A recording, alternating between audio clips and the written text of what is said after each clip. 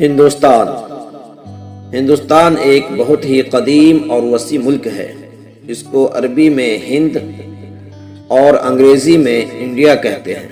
اگر تم ہندوستان کے بیچ میں کھڑے ہو جاؤ تو پورب کی سمت بنگال اور پچھم کی سمت گجرات، اتر کی طرف کشمیر اور دکھن کے رخ پر کنیا کماری پڑے گا۔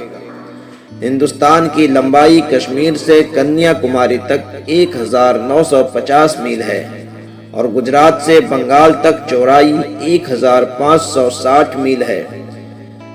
اس بات کا ابھی تک وسیع پتہ نہیں لگایا جا سکا کہ اس ملک میں انسانی آبادی کب سے شروع ہوئی۔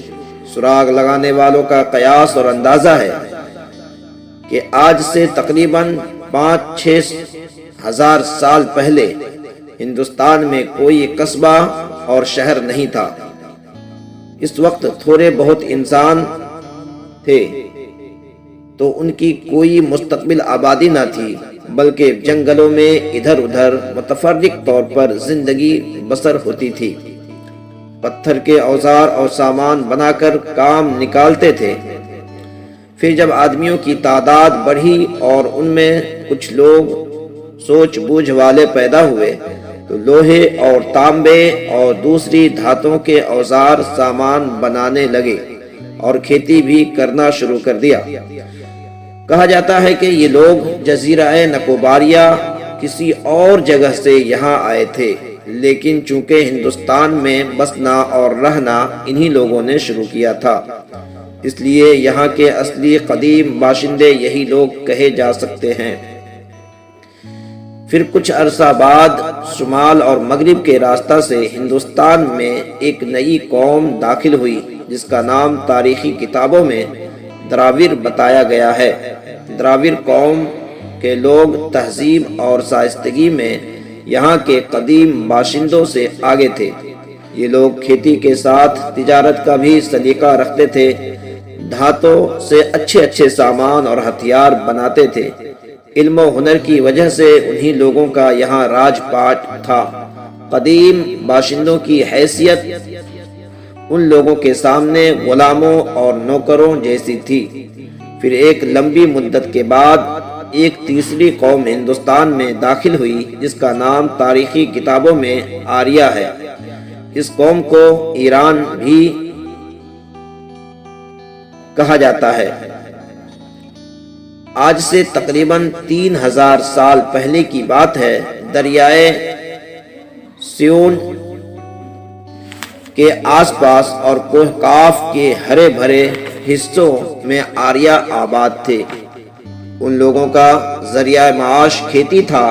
ان کی زمینیں زرخیز تھی، غلہ افراد سے پیدا ہوتا تھا، لیکن جب ان کی آبادی بہت بڑھ گئی تو روزی کی تلاش میں اس قوم کی ہزاروں لوگ اپنے وطن سے نکل پڑے اور ایران، افغانستان ہوتے ہوئے ہندوستان آئے۔ پنجاب کے سرسبز شاداب میدانوں میں آباد ہوئے، پھر رفتہ رفتہ آگے بڑھتے گئے اور دریائے گنگا کے 2 آبے پر بھی انہوں نے قبضہ کر لیا۔ آریہ قوم کے آنے سے پہلے یہاں دراوڑوں کا زور اور انہی کا راج تھا۔ پھر جب آریہ ہندوستان میں داخل ہوئے تو دراوڑ سے ان کی لڑائی چھڑ گئی، مگر چونکہ آریوں کی طاقت زیادہ تھی اس لیے وہ دراوڑ لڑائی میں شکست کھا گئے۔ جنگ ختم ہونے کے بعد جن دراوڑوں نے آریوں کی غلامی قبول کر لی وہ تو یہیں رہ گئے، باقی غیرت مند دراوڑ آریوں کے نیچے سے نکل کر ہندوستان کے جنوبی علاقے میں چلے گئے اور وہیں بود و باش اختیار کر لی۔ آج کل ہندوستان میں جو قومیں سنتھال، بھیل، گونڈ وغیرہ کے نام سے جاں بجا آباد ہیں وہ اس دراوڑ قوم کی اولاد ہیں۔ شمالی ہندوستان میں جو دراوڑ آریوں کی غلامی میں رہ گئے تھے ان کا حال ہمیشہ ہی خراب رہا۔ آریوں نے انہیں نیچ جات قرار دے رکھا تھا، اس لیے ان کو شودر کے نام سے یاد کیا کرتے تھے۔ آریوں کے علاقہ اور چند اور بھی مشہور قومیں منگول، یوچی، شک، ہون وغیرہ ہندوستان میں آئے۔ انہیں جہاں آبادی کے لائق زمین ملی وہاں آباد ہوتی گئیں۔ موجودہ زمانے کے ہندو لوگ انہی کی نسل سے ہیں جو دوسرے ملکوں سے آ کر ہندوستان